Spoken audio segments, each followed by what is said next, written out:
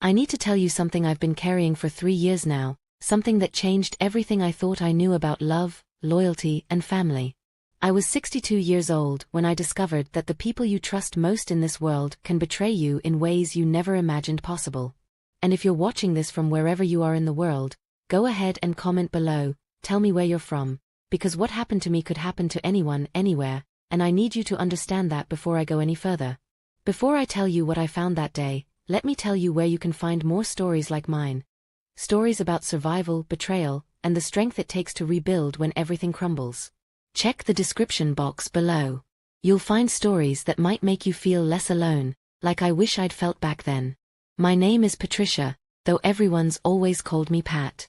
I live in a small town in central Pennsylvania, the kind of place where everyone knows your business before you do, where the same families have been rooted for generations, and where secrets have a way of festering in the quiet spaces between Sunday dinners and Tuesday bridge clubs.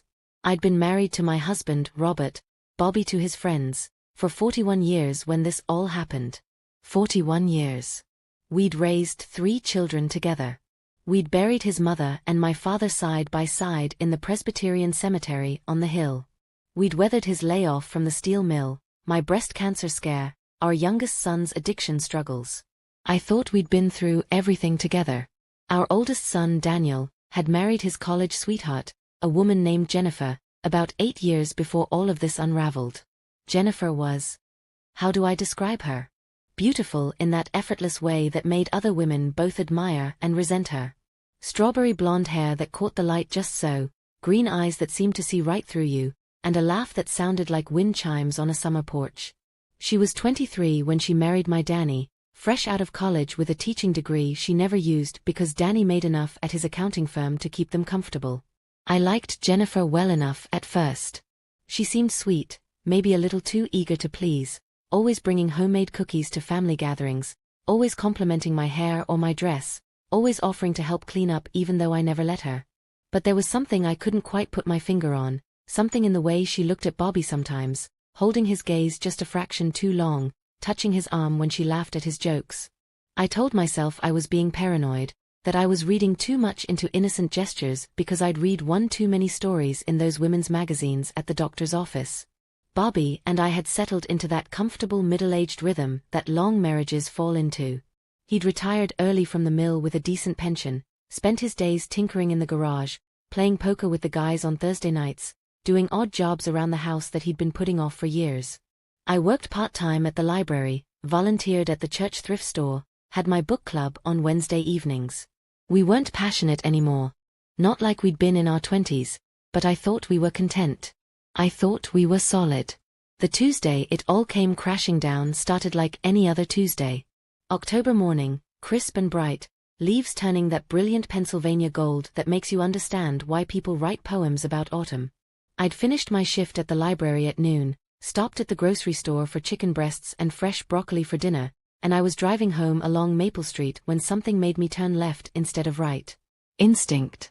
Intuition. God's whisper. Call it whatever you want, but something pulled me toward the north side of town, toward the neighborhood where Danny and Jennifer lived in their neat little craftsman bungalow with the blue shutters and the rose bushes Jennifer was always fussing over. I hadn't planned to visit. I didn't have a reason to drop by. But my hands turned the steering wheel almost of their own accord, and before I knew it, I was driving past their house. And that's when I saw it. Bobby's truck.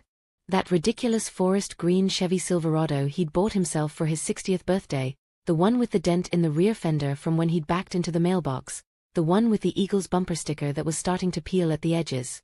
It was parked right there at Jennifer's gate, at 11:30 on a Tuesday morning when Danny would be at work and Bobby had told me he was going to help his buddy Jim fix a leaky sink.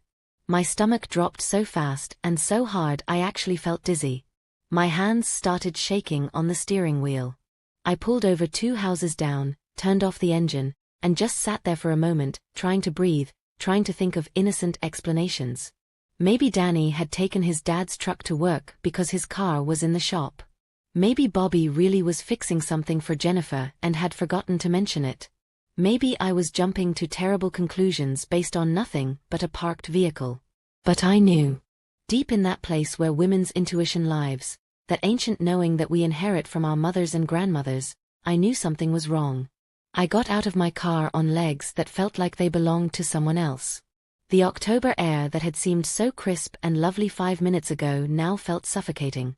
I could hear a dog barking somewhere, leaves rustling in the breeze, the distant sound of a lawn mower. Normal sounds. Everything was normal except that my entire world was tilting sideways and I couldn't stop it. I walked toward Jennifer's house slowly, carefully, like I was approaching a wild animal that might bolt. Her car was in the driveway, that silver Honda Accord she was always so proud of keeping spotless. The curtains in the front window were drawn, which struck me as odd because Jennifer always kept them open during the day. She liked natural light, she told me once. She couldn't stand feeling closed in. If you've ever walked toward something you know will destroy you, you understand what those 40 steps felt like. If you've ever felt your heart pounding so hard you were sure it would burst right through your chest, you know exactly how I felt in that moment. And if you're feeling that right now about something in your own life, maybe you should subscribe to this channel and check the description box for more stories about surviving the unsurvivable, because you're going to need to know you're not alone. I reached the front door and stood there for what felt like an eternity but was probably only 30 seconds. I could hear voices inside. Low voices. I pressed my ear against the door, barely breathing, and that's when I heard my husband's laugh. That deep, rumbling chuckle I'd been listening to for 41 years. And then I heard Jennifer's voice, soft and intimate in a way that made bile rise in my throat. "We can't keep doing this," she said. "It's getting too complicated." "I know," Bobby replied, his voice thick with something I couldn't quite identify. "But I can't stay away from you. You know I can't." The world stopped spinning. The dog stopped barking. The lawn mower went silent. Everything stopped except my heart, which was beating so loud I was sure they'd hear it through the door. I stood there, frozen, as Jennifer said something I couldn't quite make out, and Bobby laughed again, and then there was silence. The kind of silence that speaks louder than any words ever could.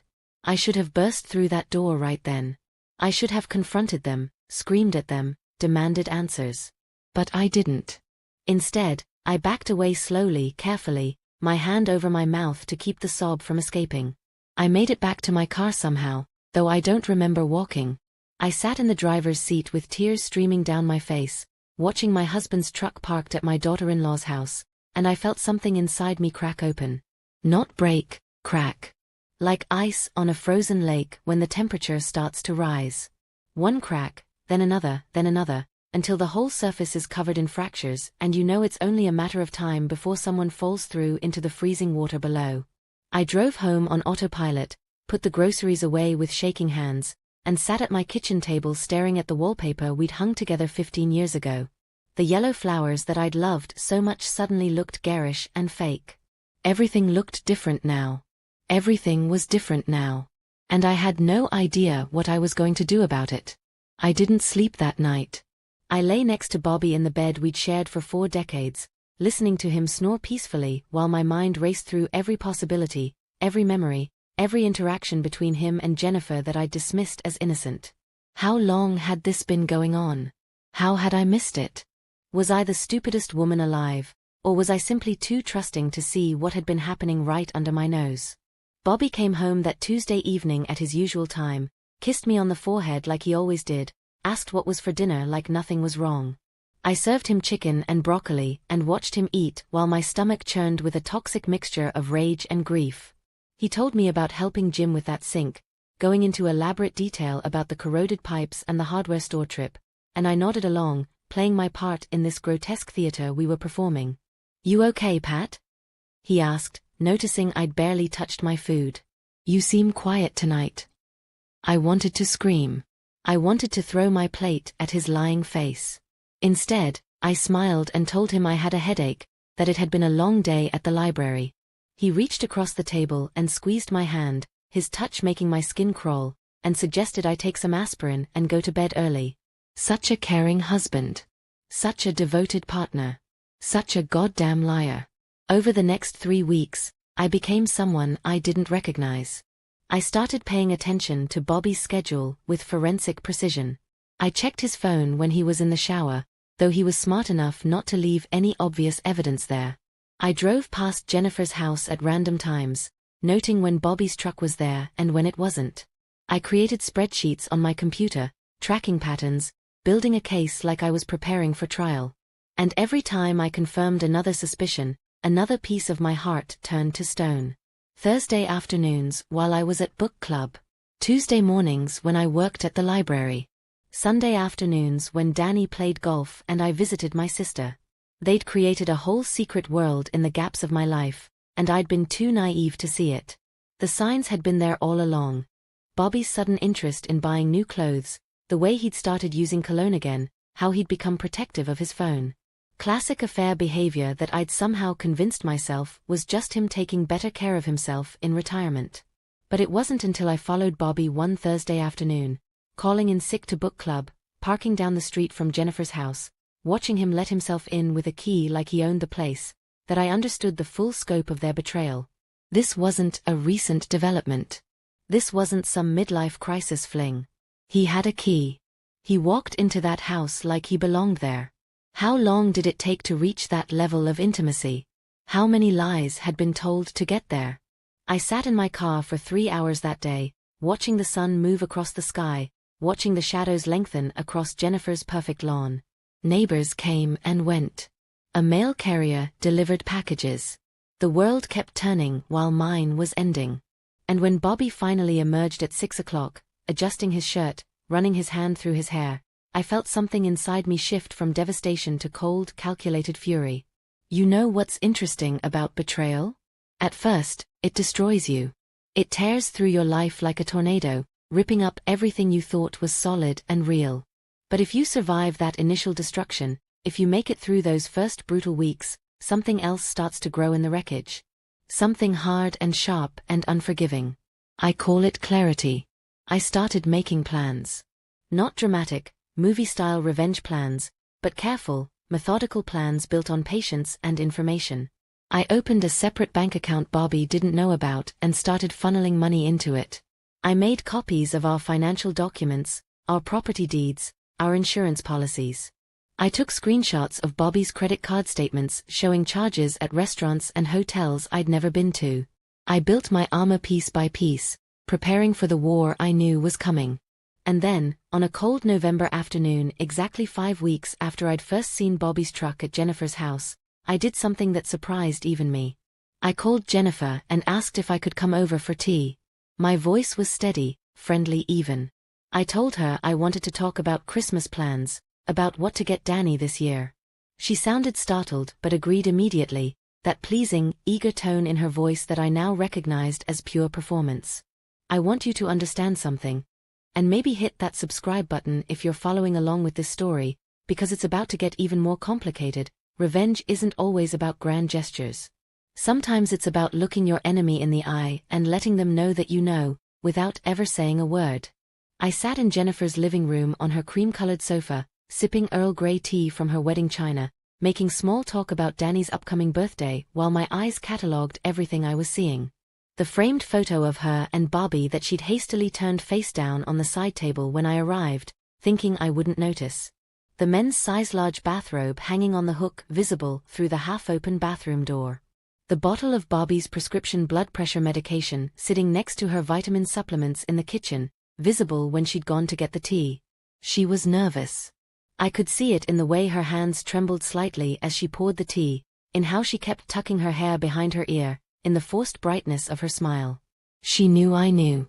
Maybe not consciously, but on some primitive level, she understood that I'd come here for a reason that had nothing to do with Christmas shopping.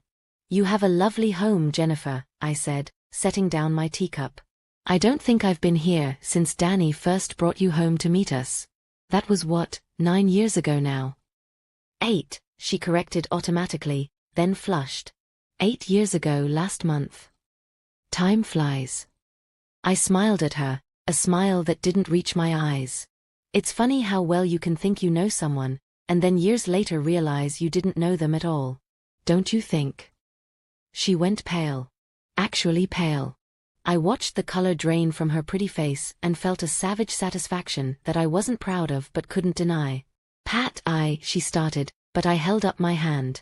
I'm not here for that conversation, I said quietly. Not today.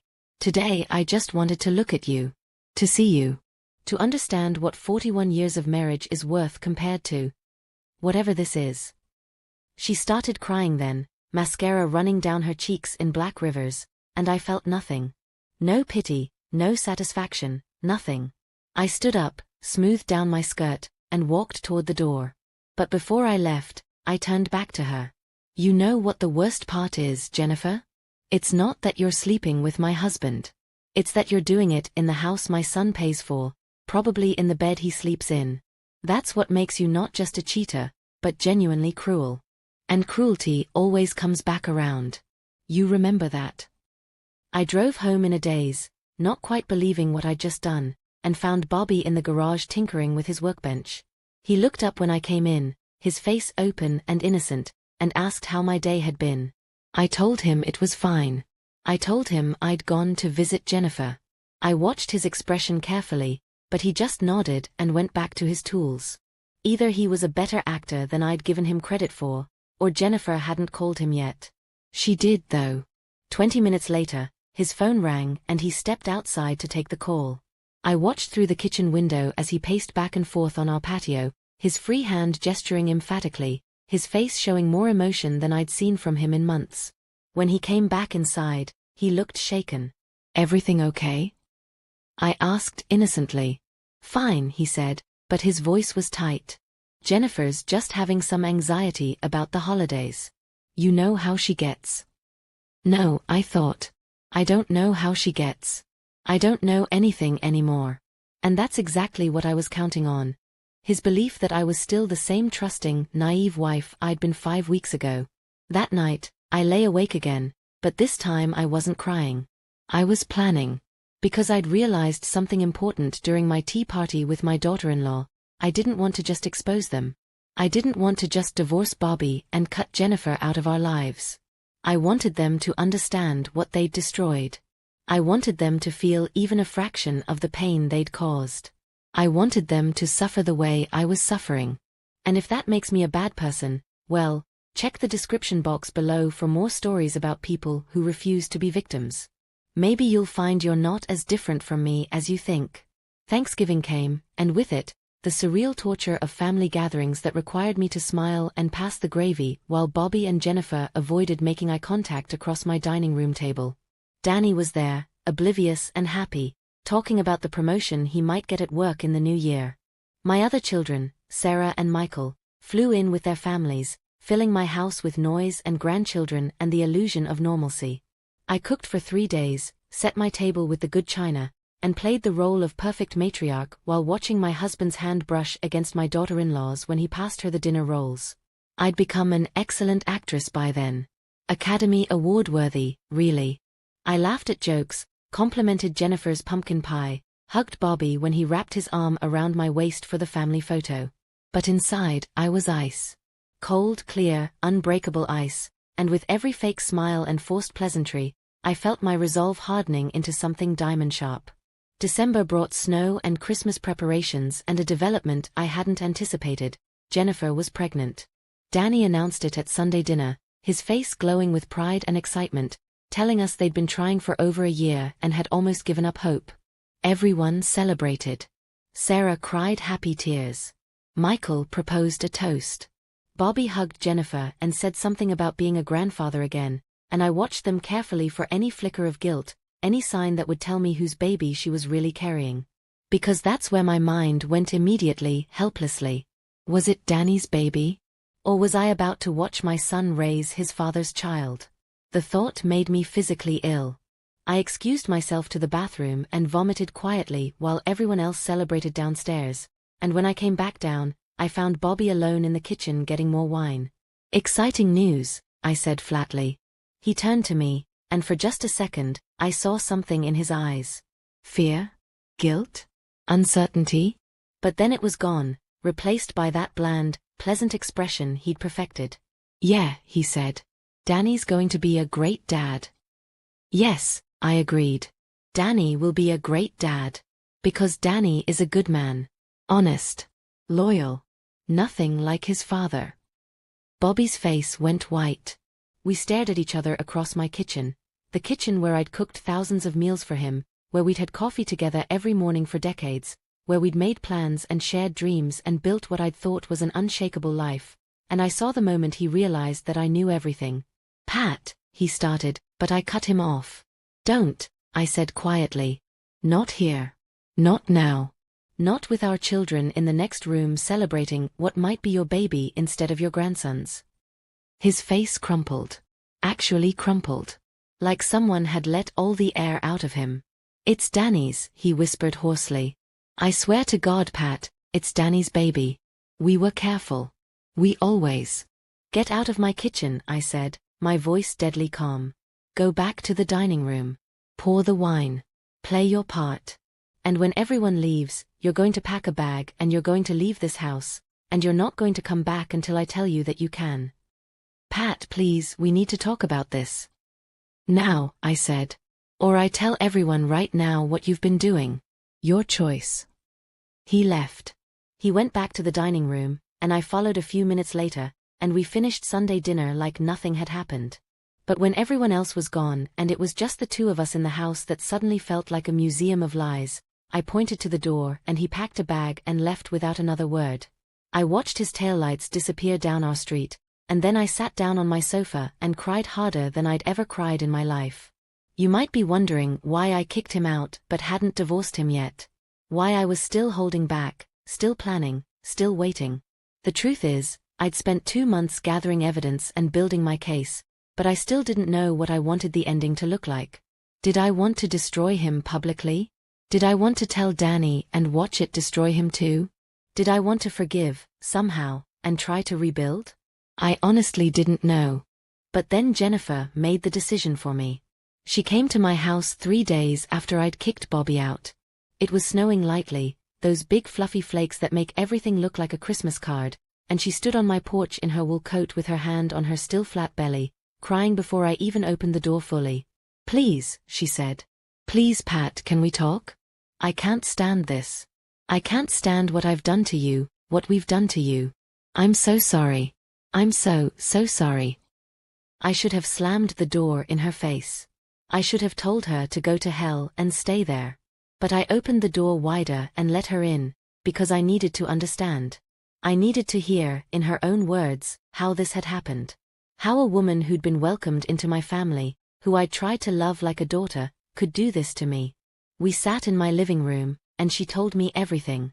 Every sordid detail of how it had started 2 years ago. 2 years, not weeks or months. When Bobby had come over to fix her garbage disposal and they'd had too much wine and one thing led to another. How it had become an addiction for both of them, something they couldn't stop even though they knew it was wrong. How they tried to end it a dozen times but kept coming back to each other.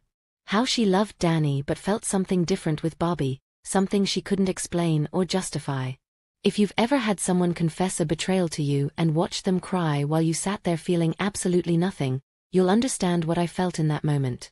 Or rather, what I didn't feel. There was no catharsis in her confession. No relief in finally knowing the full truth. Just a vast, empty numbness that stretched out in all directions. "What do you want me to say?" I asked when she finally stopped talking. "Do you want me to forgive you? To tell you it's okay? To help you figure out how to fix this?" "I don't know," she sobbed. "I just needed you to know that I never meant to hurt you. That I hate myself for this. That I wish I could go back and change everything." "But you can't," I said. "So now we all have to live with what you've done.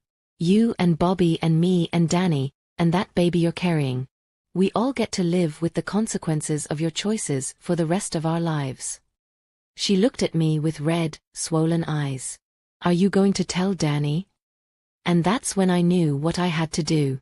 That's when the final piece of my plan clicked into place with perfect, terrible clarity. "No," I said slowly. "I'm not going to tell Danny. You are." She gasped. "I can't. It would destroy him. He worships his father. He loves me. It would destroy our marriage, our family."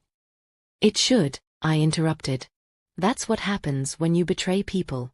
Things get destroyed. But I'm done being the one who carries this secret. I'm done protecting you and Bobby from the consequences of what you've done. You're going to tell Danny yourself, or I'm going to tell him. Those are your only two options. You have 1 week. She left my house still crying, and I poured myself a whiskey, something I never did, and sat by the window watching the snow fall. I thought about all the ways this could go. Danny finding out and hating us all. The baby being born into a shattered family. Christmas ruined forever. The life I'd built for 41 years completely demolished. But I also thought about living the rest of my life carrying this secret, watching Bobby and Jennifer at family gatherings, pretending everything was fine while dying slowly inside. And I knew I couldn't do it. I wouldn't do it. Bobby called me that night, crying, begging me to reconsider. I hung up on him. Jennifer texted me the next day, asking for more time. I didn't respond. And then, 6 days after my ultimatum, Danny showed up at my door at 9 o'clock at night, his face a mask of devastation, and I knew she'd told him. "Mom," he said, and that one word broke me. The pain in his voice, the absolute agony of someone whose entire world had just collapsed, nearly brought me to my knees. "Mom, tell me it's not true. Tell me Jennifer's having some kind of breakdown. Tell me Dad didn't. Tell me he wouldn't." I pulled him inside and held him while he sobbed like he was 8 years old again, and I could still fix everything with a hug and a cookie. But I couldn't fix this. Nobody could fix this. So I just held him and cried with him and let him rage and grieve and slowly come to terms with the fact that his father and his wife had betrayed him in the worst possible way. That night changed everything. Whatever happens next, whatever comes from all of this, at least the truth is out now. At least we can stop pretending. Check the description box below if you want to hear more stories about families torn apart by secrets. Because I'm learning that we're not nearly as unique as we think we are. Betrayal is everywhere. The only question is whether we survive it. Danny filed for divorce 3 weeks after Jennifer told him the truth. He moved back home with me temporarily, sleeping in his childhood bedroom surrounded by his old baseball trophies and high school photos, and I watched my grown son unravel in ways that broke my heart all over again. He'd lost weight, wasn't sleeping, barely spoke except to say he couldn't believe his father could do this to him. To us. To our family. Bobby tried to call constantly. I blocked his number. He showed up at the house several times, but Danny refused to see him, and I stood firm behind that decision. Bobby had made his choices. Now he got to live with them from a distance. He'd moved into a cheap apartment on the south side of town, and according to mutual friends who were still brave enough to talk to both of us, he was a mess. Drinking too much, not taking care of himself, filled with regret that came at least 2 years too late. Jennifer moved back to her parents' house in Ohio. The baby, Danny's baby, confirmed by a paternity test he'd insisted on, was due in June, and Danny was trying to figure out how to be a father to a child whose mother he couldn't stand to look at. He'd gotten a good lawyer, was fighting for partial custody, was doing all the right things even though I could see how much it was killing him. My strong, capable son who'd always had everything together was now piecing his life back together one painful day at a time. Sarah and Michael knew everything now too. There was no point hiding it anymore. The truth had a way of spreading through our small town like wildfire. They were furious with their father, supportive of Danny, and quietly worried about me in ways they tried to hide but couldn't quite manage. Sarah called every day. Michael flew in for a weekend just to check on us. Our family had been blown apart, but in some strange way, the remaining pieces were holding together tighter than before. I started seeing a therapist in January. A woman named Dr. Carol Bennett who had kind eyes and didn't judge me when I admitted that I'd known for months before forcing the truth into the open. She helped me understand that what I'd done, gathering evidence, confronting them in stages, ultimately giving Jennifer the ultimatum, wasn't about revenge. It was about control. I'd lost control of my life, my marriage, my sense of safety, and forcing them to confess was my way of taking some of that power back. But did it help? She asked me during one session. Do you feel better now that everyone knows? I thought about that question for a long time. Did I feel better? No. But I felt different. I felt like I could breathe again, like I wasn't drowning in secrets and lies anymore. The truth was brutal and painful and had destroyed what was left of my family, but at least it was real. At least I wasn't living in a performance anymore. February brought the divorce papers. I filed on Valentine's Day because I have a dark sense of humor apparently. Bobby didn't contest anything. He let me have the house, most of our savings, everything I asked for. His lawyer told my lawyer that he just wanted it to be over, that he knew he didn't deserve anything. I should have felt vindicated. Instead, I just felt tired. The strangest thing about the whole situation was that I found myself feeling sorry for Bobby sometimes. Not forgiveness, I wasn't anywhere near ready for that, but something like pity. He'd thrown away 41 years for an affair that had now cost him his marriage, his children's respect, his grandson's future. Jennifer had moved on, already dating someone new according to Danny, but Bobby was alone and broken and finally understanding the magnitude of what he'd destroyed. He wrote me a letter in March. A real letter, handwritten on yellow legal paper, 10 pages long, delivered to my house in an envelope that I almost threw away without opening. But I opened it. And I read it. And I cried through the whole thing. He told me he was sorry in every way he could think of to say it. He told me the affair had been about his fear of getting older, about feeling invisible and useless in retirement, about Jennifer making him feel young and vital again. He told me it was the worst mistake of his life, that he'd give anything to take it back, that he understood if I hated him for the rest of my life. He told me he loved me, had always loved me, and that the affair had never been about me not being enough. It had been about him being weak and selfish and stupid. I wrote back. Just one sentence. I hope someday you can forgive yourself, Bobby, because I don't know if I ever will. Spring came slowly that year. The Pennsylvania winter seemed to last forever, but eventually, the snow melted and the crocuses pushed through the cold earth and life insisted on continuing whether we were ready for it or not. Danny started dating someone new, a woman from his office who knew everything and loved him anyway. He was slowly healing, slowly learning to trust again, slowly building a new life from the ruins of his old one. Jennifer had the baby in early June. A little girl named Emma. Danny drove to Ohio to be there for the birth, stayed for 3 days, and came home with pictures and a complicated expression I couldn't quite read. He was trying to co-parent with his ex-wife, trying to be civil for his daughter's sake, trying to navigate an impossible situation with as much grace as he could manage. I was so proud of him I could barely stand it. I sold the house in July. Too many memories, too many ghosts. I bought a smaller place across town, a 1920s bungalow that needed work but felt like mine in a way the old house never would again. I quit my job at the library and started volunteering at a domestic violence shelter instead, working with women whose stories made mine look like a fairy tale in comparison. I was learning that trauma is relative, but survival is universal. The divorce was finalized on a Wednesday in August. I wore a blue dress Bobby had always hated and felt nothing when the judge declared our marriage officially over. 41 years, dissolved in 15 minutes of legal proceedings. I walked out of that courthouse into the bright summer sunshine and realized I had absolutely no idea who I was anymore without him. For the first time in my adult life, I was just Pat. Not Bobby's wife. Not Danny's mom. Just me. It was terrifying and liberating in equal measure. Danny asked me once if I regretted forcing the truth out the way I did. If I wished I'd handled things differently. Every single day, I told him honestly. But I'd do it again. Because the alternative, living with that secret, watching them get away with it, pretending everything was fine, would have killed me slowly. At least this way, we all got to survive. He hugged me then, my boy who wasn't a boy anymore, but a man dealing with more than any man should have to deal with, and told me I was the strongest person he knew. I didn't feel strong. I felt exhausted and sad and angry and relieved all at once. But maybe that's what strength looks like after betrayal. Not some Hollywood triumph, but just the day-to-day decision to keep going despite everything. I saw Bobby once more after the divorce. It was October again, exactly 1 year after I'd seen his truck at Jennifer's house, and I ran into him at the grocery store. He looked older, grayer, smaller somehow. He said hello quietly, asked how I was doing, didn't try to hug me or prolong the conversation.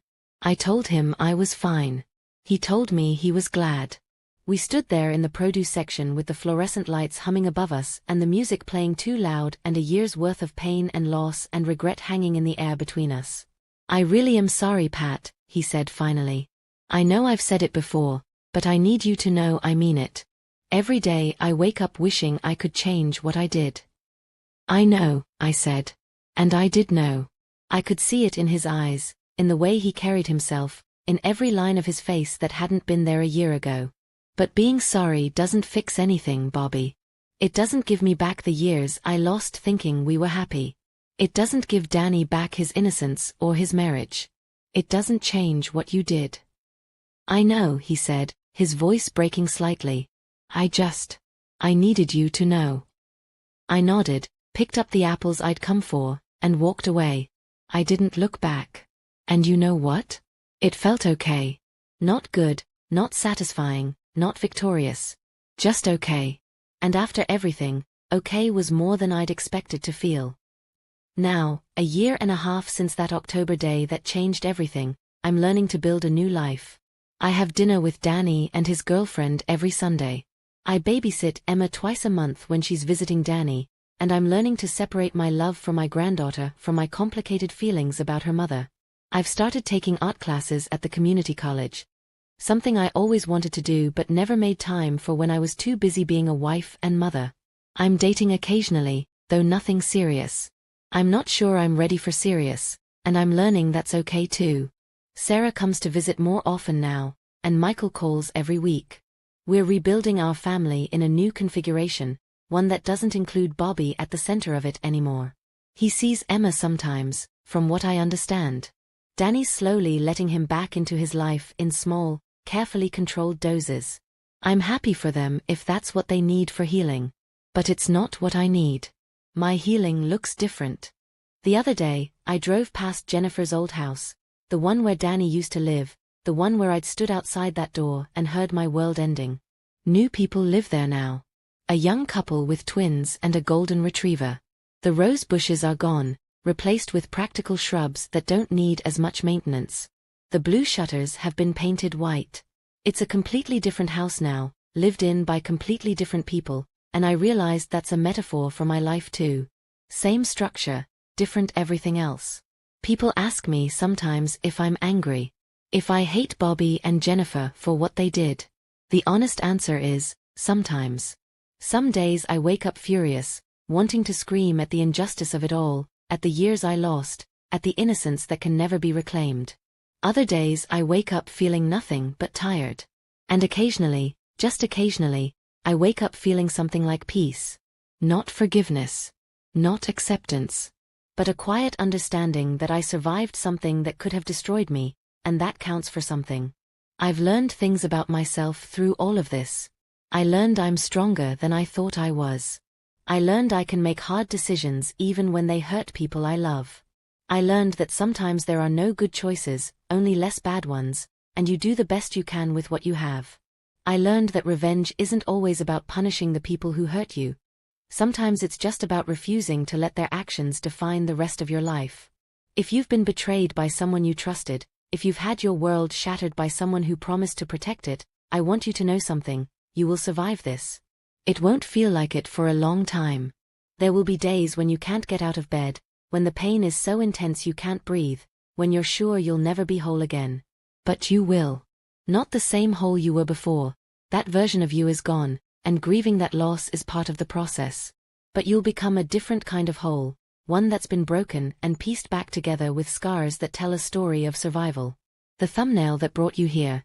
The moment I stood outside Jennifer's door and heard my husband's voice saying things that destroyed me, that was just one moment in a much longer story. A devastating moment, yes. A moment that changed everything, absolutely. But it wasn't the end of my story. It was a terrible, painful beginning of something new. I'm 64 years old now. I've been divorced for a year, single for the first time since I was 21, and I have no idea what the rest of my life looks like. That used to terrify me. Now it feels like possibility. I might travel. I've always wanted to see Ireland. I might move somewhere completely different, maybe somewhere warm where it doesn't snow. I might write a book about all of this, or I might never think about it again after today. The point is, the choice is mine now. My life is mine now. And that's worth more than 41 years of comfortable lies. Bobby's living with the consequences of his choices, and so is Jennifer, and so is Danny, and so am I.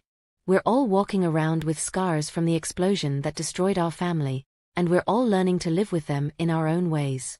There's no neat resolution here, no perfectly tied-up ending where everyone learns a valuable lesson and moves forward renewed. Real life doesn't work that way. Real betrayal doesn't come with closure and catharsis.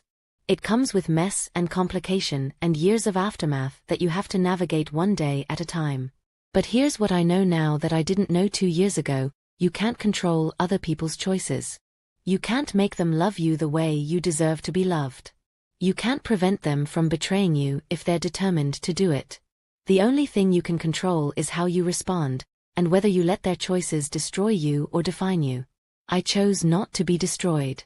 I chose to force the truth into the light even though it hurt everyone involved. I chose to divorce Bobby even though it was terrifying. I chose to rebuild my life even though I had no idea how. Were those the right choices? I honestly don't know. Some days I think yes, absolutely. Other days I wonder if I should have just kept the secret, let Danny stay married and happy, let Bobby keep his family even though he didn't deserve it. But then I remember what it felt like to carry that secret, to smile at family dinners while dying inside, and I know I made the only choice I could make and still live with myself.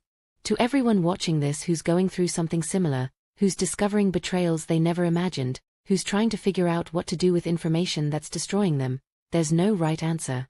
There's no playbook for this. You do what you have to do to survive, and you try not to judge yourself too harshly for whatever that looks like. Some people forgive. Some people burn it all down. Some people, like me, do something in between. And all of those responses are valid. I want you to do something for me right now. If this story resonated with you, if you've been where I've been or you're there right now, leave a comment below. Tell me where you're watching from. Tell me you survived, or that you're still surviving, or that you're not sure you will but you're trying.